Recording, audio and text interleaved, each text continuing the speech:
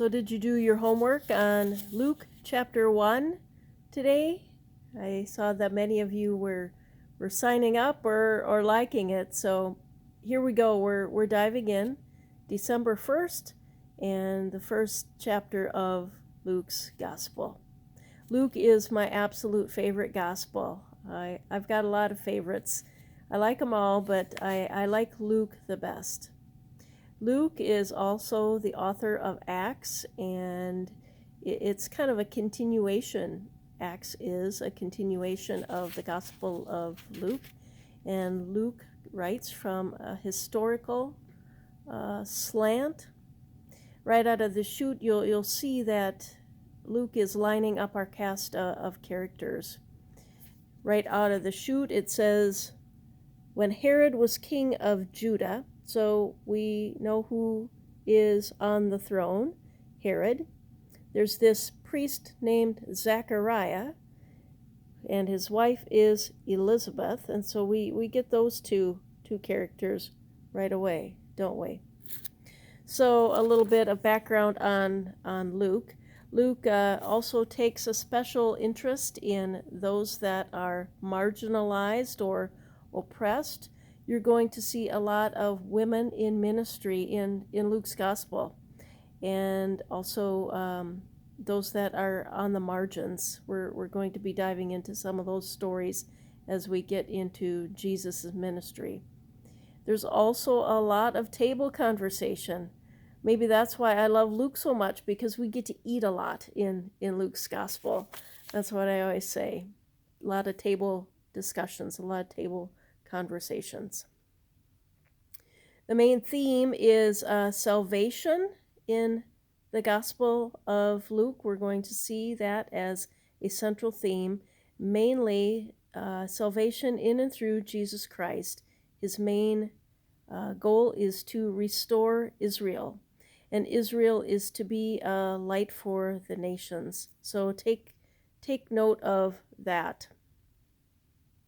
So what's your favorite part of chapter 1?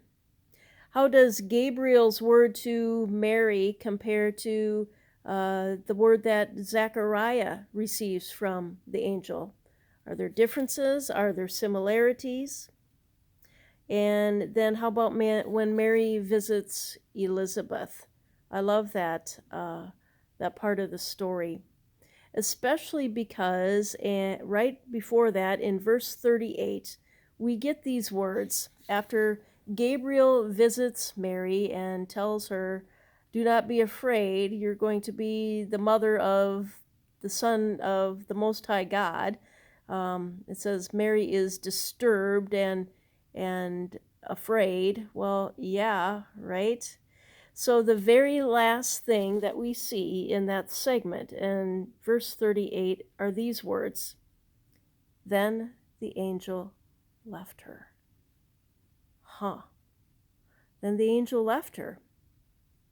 But before the angel leaves her, he gives her the command to go see cousin Elizabeth, who is also expecting a child in her old age. So although the angel just leaves her standing there, he also knows that she's going to need somebody to lean on, and so he sends her to Elizabeth. And when she gets to Elizabeth, her heart is gladdened and she sings. We get that beautiful song, Mary's song, the Magnificat. So what song do you have running through your head these days? Is it a Christmas song? I know you've probably been listening to some Christmas music during the storm as you've been decorating or baking. One of the new praise songs that I really like, Denise has been playing ahead of worship, is There Was Jesus. So you can YouTube that one. I think that's what it's called. There Was Jesus. I really like that. What else we got here?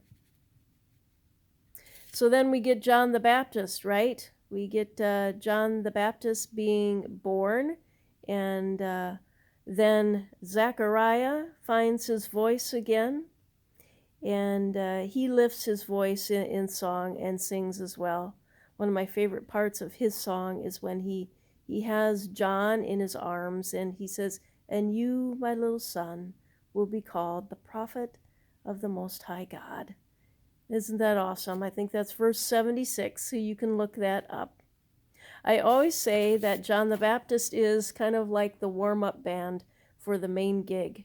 It really is true, because he is going to indeed prepare the way for Jesus, and then just kind of fade out of the limelight, as we'll see. So that's chapter 1.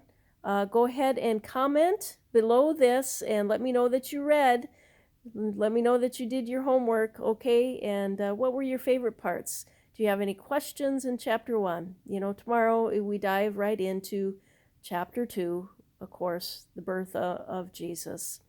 And so we'll unpack that a little bit more tomorrow night, okay? I'm going to try to post a little video every night and do my homework right along with you. All right. Happy Advent, and sleep well. It's almost time for Madam's secretary, All right, bye for now.